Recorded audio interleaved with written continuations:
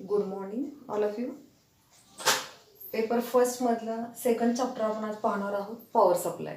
Okay, त्यातला first question आहे, explain the block diagram of power supply. Okay, explain the block diagram of power supply. Block diagram means आपल्याला ब्लॉकनुसार काय करायचं आहे, explain करायचं आहे. ब्लॉक डायग्राम, सर्किट डायग्राम ह्या पद्धतीने आपल्याला क्वेश्चन येतात. सर्किट डायग्राम म्हटल्यानंतर इनपुट दिल्यानंतर आउटपुटमध्ये चेंजेस होऊन आपल्याला आउटपुट काय मिळतं हे आपण सर्किट डायग्राम एक्सप्लेन करताना आपण बघतो. आता ब्लॉक डायग्राम म्हणजे माहितीचा क्वेश्चन आहे. तुम्हाला त्या ब्लॉकचं कार्य लिहायचं आहे, एक्झाम्पल लिहायचं आहे, कार्य लिहायचं आहे, एक्झाम्पल लिहायचं आहे. ठीक आहे. कुठल्याही पॉवर सप्लायमध्ये हे तुम्हाला जे समोर दिसत आहे ते 4 ब्लॉक असतात. 4 ब्लॉकमध्ये प्रत्येक ब्लॉक काय करतो आहे ते आपल्याला लिहायचं आहे. त्याच्या खाली त्याचे एक्झाम्पल आपल्याला काय करायचे लिहायचे. ठीक आहे. Explain the block diagram of power supply. त्याच्या आधी आपल्याला बघावं लागेल की आपल्याला पॉवर सप्लायची गरज काय आहे. What is the need of power supply. Most of the electronic equipments और circuits need DC power supply. Okay, आता आपल्याकडे 230 आरामात येतं. आपल्याला असा डिव्हाइस हवा जो आपल्याला इझिली कंटिन्युअस सिंपल वेनी एसीचं रूपांतर डीसी मध्ये करून देईल. त्याला आपण म्हणतो power supply. Power supply is the circuit which convert 230 volt AC voltage into DC voltage. ठीक आहे. आपल्याकडे चार्जर असेल फोनमध्ये किंवा असे कितीतरी सर्किट्स असतील ज्याच्यामध्ये आपण वापरतो पॉवर सप्लाय. ठीक आहे. 230 रूपांतर आपल्याला काय करून देईल, कंटिन्यूस डीसी पॉवर सप्लायमध्ये आपल्याला काय करून देईल, तो कन्वर्ट करेल. एसीचं रूपांतर डीसी मध्ये आपल्याला बघायला मिळेल पॉवर सप्लायच्या साह्याने. ठीक आहे. हे झाले नीड ऑफ पॉवर सप्लाय. आता मग त्याच्यासाठी काय आवश्यक आहे, आपल्याला ज्या आपल्याला गोष्टी आवश्यक आहे ते 4 ब्लॉक आपण इथं फिगरमध्ये आपण दाखवत आहोत. हा क्वेश्चन आपल्याला 3 किंवा 4 मार्कासाठी येणार आहे. त्याच्यामध्ये फिगर आपल्याला मोस्ट इम्पॉर्टंट पार्ट आहे ह्या क्वेश्चनमधला. आपल्याला फिगर काढायचे आहे, फिगरमध्ये 4 ब्लॉक दाखवायचे आणि त्याच्यानंतर आपल्याला एक एक ब्लॉक काय करायचे आपल्याला एक्सप्लेन करायचे. पहिला जो ब्लॉक आहे ट्रान्सफॉर्मर, वरती आपण त्याच्या वेव्हफॉर्म पण दाखवलेले आहेत की प्रत्येक ब्लॉक नंतर आपल्याला कशी वेव्हफॉर्म मिळेल. इनपुटला वेव्हफॉर्म दाखवलेली, आउटपुटला वेव्हफॉर्म दाखवलेली. ठीक आहे. पॉवर सप्लाय एसीचं रूपांतर डीसी मध्ये करतो आहे म्हटल्यानंतर इनपुटला काय असणार आहे, 230 व्होल्ट 50 हर्ट्ज पॉवर सप्लाय. ठीक आहे. 230 जेव्हा आपण ट्रान्सफॉर्मर देणार आहे. आता पहिला ब्लॉक आपल्याला एक्सप्लेन करायचा आहे ट्रान्सफॉर्मर. ठीक आहे. तर ट्रान्सफॉर्मरचे 2 पॉईंट आहेत. फर्स्ट पॉईंट काय आहे ट्रान्सफॉर्मरचा, ट्रान्सफॉर्मर कन्वर्ट ट्रान्सफर करतो, transfer the one voltage level to another voltage level, may be high और लो. ट्रान्सफर करतो, एसीचं रूपांतर एसी मध्येच करतो आहे पण कमी किंवा जास्त.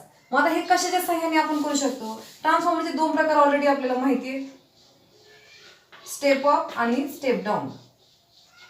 आता जर आपण स्टेप अप वापरलं तर सेकंडरी वाइंडिंग पहिल्या वाइंडिंग पेक्षा मोठी असते.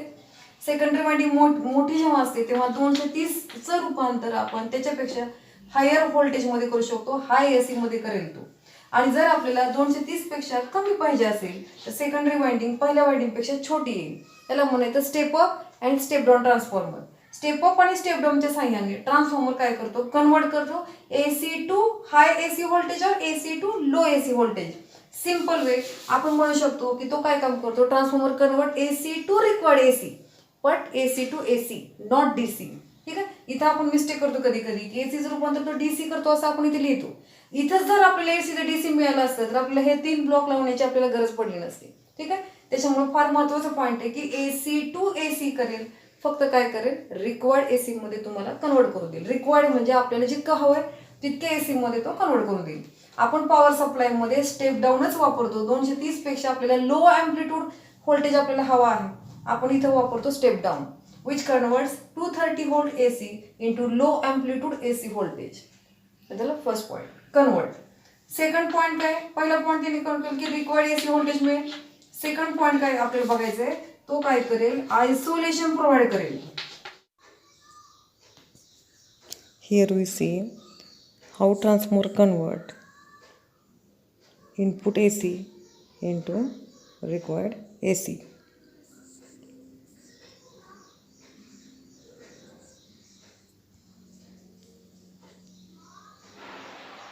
इनपुट जेव्हा पॉझिटिव्ह असेल किंवा निगेटिव्ह असेल, फ्लक्स ब्ल्यू लाईनच्या वाइंडिंगमध्ये बघा, प्रायमरी वाइंडिंग आहे ब्ल्यू कलरची आणि येलो कलरची आहे ती सेकंडरी वाइंडिंग आहे. ब्ल्यू कलरच्या वाइंडिंगमध्ये एकदा फ्लक्स अपवर्ड दिशेला जाताना दिसत आहेत, तर एकदा डाऊनवर्ड दिशेला जाताना दिसत आहेत. कारण ए सी आहे आणि इनपुट ए सी कसं असतं, प्लस मायनसच्या वेवफॉर्ममध्ये असतं. सुरुवातीला प्लस, नंतर मायनस, परत प्लस, परत मायनस, रिपिटेशनमध्ये ए सीची वेवफॉर्म येते आणि त्याच्यामुळं फ्लक्ससुद्धा कसे व्हॅरी होत आहेत, एकदा अपवर्ड, एकदा डाऊनवर्ड, एकदा अपवर्ड, एकदा डाऊनवर्ड. वाइंडिंग जरी 2 असल्या तरीसुद्धा ज्याच्यावर गुंडाळलेलं आहे त्याला आपण कोर असं म्हणतो, ते कोर मात्र सेम आहे. आणि त्यामुळं प्रायमरीचे जे फ्लक्स आहेत सेकंडरीच्या कोरकडे गेले की ॲटोमॅटिकली सेकंडरी वाइंडिंगच्या ॲक्रॉसचे फ्लक्स काय होत आहेत, व्हॅरिंग होत आहेत. आणि त्याच्यामुळं कुठलंही डायरेक्ट वाइंडिंग करेक्शन नसतानासुद्धा सेकंडरी वाइंडिंगमध्ये काय होईल, आपल्याला व्होल्टेज, इंड्युस्ड व्होल्टेज आपल्याला मिळेल. त्याला म्हणायचं isolation of transformer. Transformer isolation provide करतो. ठीक आहे. आयसोलेशन प्रोव्हाइड करतो म्हणजे काय करतो, ट्रान्सफॉर्मर हा म्युच्युअल इंडक्टन्सच्या इफेक्टनुसार वर्क करतो, हे आपण पाहिलेलं आहे. म्युच्युअल इंडक्टन्स फर्स्ट वाइंडिंगला सप्लाय दिल्यानंतर सेकंडरी वाइंडिंगमध्ये ॲटोमॅटिकली व्होल्टेज इंड्यूस होतं, हे आपण पाहिलेलं आहे. त्याच्या 2 वाइंडिंगमध्ये कुठलंही डायरेक्टली वायरिंग कनेक्शन नसल्यामुळं आपलं सर्किट राहतं शॉकप्रूफ. त्याला म्हणायचं ट्रान्सफॉर्मर प्रोव्हाइड्स आयसोलेशन. ठीक आहे. Transformer provides isolation, so circuit becomes shockproof. 2 points of transformer. First is conversion AC to required AC. Second point is isolation provide. Okay. Example step up and step down. 2 transformer आपण त्याच्यासाठी वापरतो. ट्रान्सफॉर्मरचं कार्य लिहायचं आपण, त्या कार्यामध्ये आपल्याला 2 पॉईंट्स एक्सप्लेन करायचे आहेत. पहिला लिहायचं आहे आपल्याला AC टू रिक्वायर्ड AC तो करेल. सेकंड पॉईंट आपल्याला लिहायचं आहे की तो आयसोलेशन प्रोव्हाइड करेल. आयसोलेशन, कुठलंही डायरेक्ट वायरिंग कनेक्शन नाही आहे 2 वाइंडिंगमध्ये, त्याच्यामुळं सर्किट राहतं तुमचं शॉकप्रूफ. हे झाले ट्रान्सफॉर्मरचे 2 पॉईंट. आता ट्रान्सफॉर्मरने AC टू AC केलेलं आहे, त्याच्यामुळे वेवफॉर्म बघा, ट्रान्सफॉर्मरच्या इनपुटला पण एसीच आहे, ट्रान्सफॉर्मरच्या आउटपुटला सुद्धा आपल्याला एसीच मिळेल, कारण एसीचं रिक्वायर्ड एसी इथं आपल्याला मिळालेलं आहे. ठीक आहे. आता रेक्टिफायर आपण 11वीला पाहिलेलं आहे. Rectifier is a circuit which converts AC into DC. AC into DC. But here DC is not constant. Here DC is fluctuating और पल्सेटिंग DC. आपण ह्याला पल्सेटिंग DC म्हणू शकतो किंवा फ्लक्च्युएटिंग DC आपण त्याला म्हणू शकतो. एसीचं DC तो करून देईल. आता इथं वेवफॉर्म चेंज झाली. AC मध्ये निगेटिव्ह वेवफॉर्म्स येतात, DC मध्ये निगेटिव्ह इथे येणार नाही आपल्याला, कारण रेक्टिफायरने काय केलेलं आहे, एसीचं रूपांतर DC मध्ये आपण केलेलं आहे. ठीक आहे. याचं कार्य झालं AC टू DC आणि त्याचे एक्झाम्पल आपल्याला इथे लिहायचे आहेत. हाफ वेव्ह, सेंटर टॅप फुल वेव्ह रेक्टिफायर, त्याच्यानंतर ब्रिज फुल वेव्ह रेक्टिफायर, हे त्याचे एक्झाम्पल झाले. कार्य लिहायचं की काय कार्य करेल, AC टू DC करेल आणि एक्झाम्पल लिहायचे आहेत. Half wave, centre tap full wave rectifier, bridge full wave rectifier. Transformer converts AC to AC, converts AC to required AC and provides isolation. Example step up, step down. Rectifier converts AC into DC. Example half wave rectifier, center tap, bridge. ठीक आहे.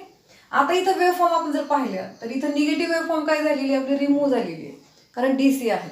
DC मध्ये negative तुम्हाला इथं दिसणार नाहीये, फक्त plus waveform आपल्याला काय होतील, पॉझिटिव्ह वेवफॉर्म आपल्याला काय मिळतील, बघायला मिळतील. आता याच्यामध्ये आपल्याला इथं दिसेल की पल्सेटिंग DC का म्हणायचं किंवा फ्लक्च्युएटिंग का म्हणायचंय, कॉन्स्टंट नाहीये, 0 पासून वाढत गेलेली आहे वेवफॉर्म हाय व्होल्टेज पर्यंत, परत 0 लाईन पर्यंत आलेली आहे, परत वाढत गेलेली आहे. आपल्याला काय पाहिजे की कॉन्स्टंट DC आपल्याला पाहिजे. ठीक आहे. मग आता आपण पुढचं त्याचे ब्लॉक बघूया लगेचच. फिल्टर. आपल्या घरामध्ये आपण फिल्टर कशासाठी वापरतो, we use filter for pure water. त्याच पद्धतीनं इथं जो फिल्टर वापरलेला आहे आपण, तो सुद्धा काय करेल, जे रेक्टिफायरनं आउटपुट दिलेलं आहे त्याच्यामध्ये AC कॉम्पोनंट येण्याची शक्यता असते किंवा आलेले असतात, ते AC कॉम्पोनंट रिमूव्ह करेल तो आणि आपल्याला बाहेर देईल pure DC. Filter remove the AC component of which present on rectifier output and give pure DC. ठीक आहे. सिंपल आहे. रेक्टिफायरच्या आउटपुटमध्ये जर AC असेल तर फिल्टर काय करेल, तो रिमूव्ह करेल आणि आपल्याला बाहेर काय देईल, प्युअर DC. त्याच्यानंतर मग फिल्टरचे एक्झाम्पल लिहायचे आपल्याला. फिल्टरचं कार्य लिहिलं आपण, remove the AC component and give pure DC. त्याच्यानंतर आपल्याला मग येते C फिल्टर येईल, इंडक्टर फिल्टर येईल, पाय फिल्टर येईल, RC फिल्टर येईल. ठीक आहे. ह्या पद्धतीने आपल्याला काय करायचे, एक्झाम्पल लिहायचे. त्याच्यानंतर लास्ट ब्लॉक लिहायचं आहे आपल्याला, voltage regulator. Voltage regulator, means constant, to maintain the output voltage constant. Work is to maintain the output voltage constant even if input changes. इनपुटमध्ये जरी काही पद्धतीने चेंज झाले की इनपुट वाढते किंवा कमी जास्त होते, 230चं 220 झालेलं आहे, 240 झालेलं आहे, किंवा लोडमध्ये काहीतरी चेंज झालेलं आहे, किंवा टेम्परेचरमध्ये काहीतरी चेंजेस होत आहेत, तरी सुद्धा आपल्याला काय मिळेल, constant DC because off voltage regulator. Voltage regulator which maintain the output constant even if input voltage changes. ठीक आहे. आता जर आपण वेवफॉर्म पाहिल्या, ट्रान्सफॉर्मरनी AC केलं त्यामुळे वेवफॉर्म सेम झाल्या. रेक्टिफायरने AC DC केलेलं आहे, इथं निगेटिव्ह गेलेलं आहे. फिल्टरने काय केलेलं आहे, पल्सेटिंग DCचं रूपांतर आपल्याला प्युअर DC मध्ये केलेलं आहे, पण इथं कॉन्स्टंट नाही आहे, कारण अजून आपण रेग्युलेटर लावलेलं नाही आहे. तुमचं इनपुट चेंज झाल्यानंतर हेही चेंज होणार आहे. ठीक आहे. त्याच्यामुळे आपण लास्ट ब्लॉक इथं बघतो आहे व्होल्टेज रेग्युलेटर. तो काय करेल, जरी इनपुटमध्ये काही बदल झाले, कोणत्याही कारणाने बदल झाले, की लोडमध्ये चेंज होतोय किंवा इनपुट लाईन व्होल्टेज बदलतं आहे, ह्या चेंजेस जरी झाले किंवा टेम्परेचर बदलतं आहे, इतके चेंजेस जरी झाले तरी सुद्धा आपलं आउटपुट काय राहील, जेव्हा आपण रेग्युलेटर वापरणार आहे आपलं आउटपुट राहील कॉन्स्टंट. जरी इनपुटमध्ये चेंज झालं तरी सुद्धा आपल्याला आउटपुट मिळेल constant. Transformer transfer AC to required AC, rectifier converts required AC to DC, filter convert DC to pure DC, voltage regulator convert pure DC to constant DC. ह्या पद्धतीनं आपल्याला ब्लॉक डायग्राम काय करायचं आहे, एक्सप्लेन करायचं आहे. Block डायग्रामचं कार्य, त्याचे एक्झाम्पल, कार्य एक्झाम्पल, कार्य एक्झाम्पल, कार्य एक्झाम्पल. ठीक आहे. अगदी सिंपल आणि साधा क्वेश्चन जो आपण 11वीमध्ये ऑलरेडी पाहिलेला होता, तो परत एकदा आपल्याला इथं काय करायचं आहे, पाहायचा आहे.